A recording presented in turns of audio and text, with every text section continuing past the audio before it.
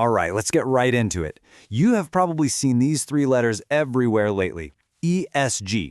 It stands for environmental, social, and governance. And trust me, it is so much more than just another corporate buzzword.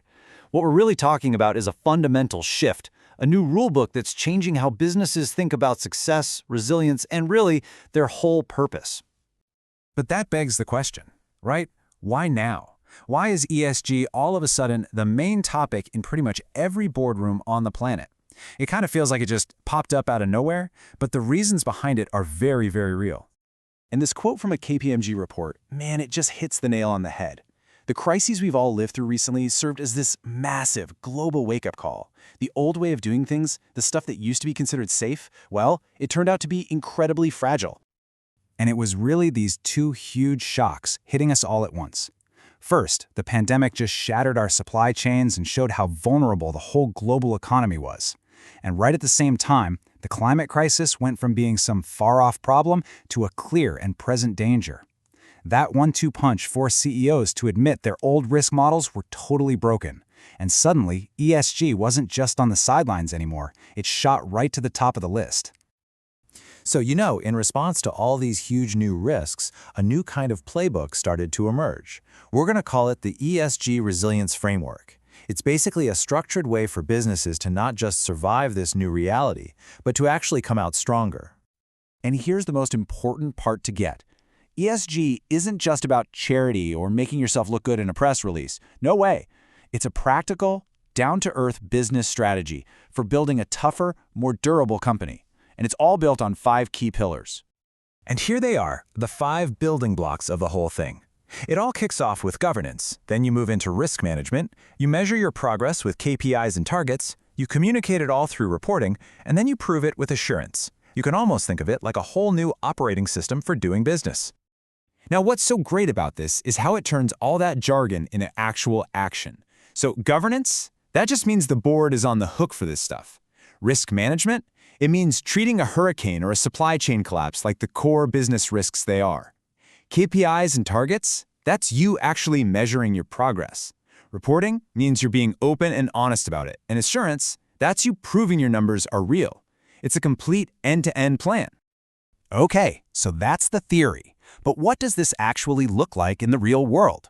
Let's get practical and see how companies are really putting this framework to work. And we're going to zoom in on probably the single biggest piece of this puzzle right now, climate risk. This is where the rubber really meets the road for most companies, and it is the perfect way to see this whole framework in action. Okay, so climate risk isn't just one thing. You got to think of it in 2 separate buckets. On one side, you have physical risks. That's the direct hit from a changing climate. Storms, fires, floods. And on the other side, you've got transition risks. These are the risks that come from us as a society reacting to climate change. Think new laws, new tech, and people just wanting different things. Let's dig into those physical risks first. You've got acute risks. These are the sudden dramatic events, like a hurricane that just flattens a factory.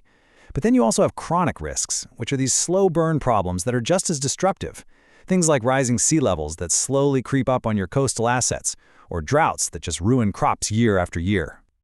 And then you have the other side of the coin, transition risks. A new carbon tax could totally upend a company's finances overnight. A breakthrough in solar power could make an old power plant completely worthless. And what if customers just decide they don't want your product anymore because it isn't green, or your reputation takes a nosedive because you're seen as part of the problem? Each of these can create huge winners and huge losers. Okay, so you've mapped out all these crazy risks. Now what? How do you know if you're actually doing anything about them? You can't manage what you don't measure, right? And that brings us to the next super important pillar, key performance indicators or KPIs, and setting clear targets. Now, when we're talking about climate targets, there's a gold standard. They're called science-based targets. This isn't just a company plucking a nice-sounding number out of the air. A science-based target means your company's goal to cut emissions is actually in line with what climate scientists say we all need to do to hit the Paris Agreement goals. It's credible, it's standardized, it's the real deal. And to make sure these goals are actually useful, companies use this simple but really powerful tool, the SMART framework. Is the target specific, measurable, attainable, relevant, and time-bound? This helps turn a vague promise into a concrete action plan, Whether it's cutting emissions 30% by 2030 or achieving gender pay equity in 5 years. So, does all this hard work actually pay off? You bet it does. According to the data, a whopping 79% of executives say that setting these kinds of targets gave their company's brand reputation a major boost. And it doesn't stop there. It's not just about looking good. More than half of them, 55%, also said they gained real, tangible competitive advantages from it. This is the proof right here that ESG isn't a cost. It's a value driver. So what's the big takeaway here? Where is all of this headed? Well, let's be clear. This is not some passing fad.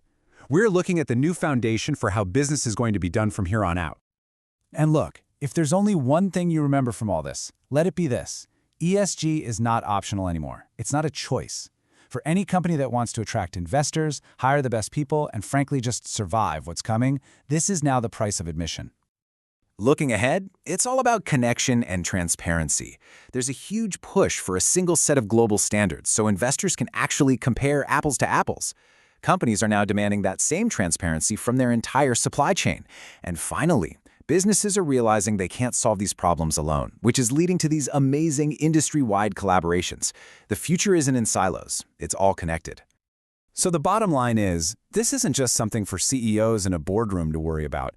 ESG is fundamentally changing the entire game of business. And that leaves us with one last question to chew on. As this new rulebook becomes the norm, how is it going to change the way you invest your money, choose a place to work, or even decide what to buy?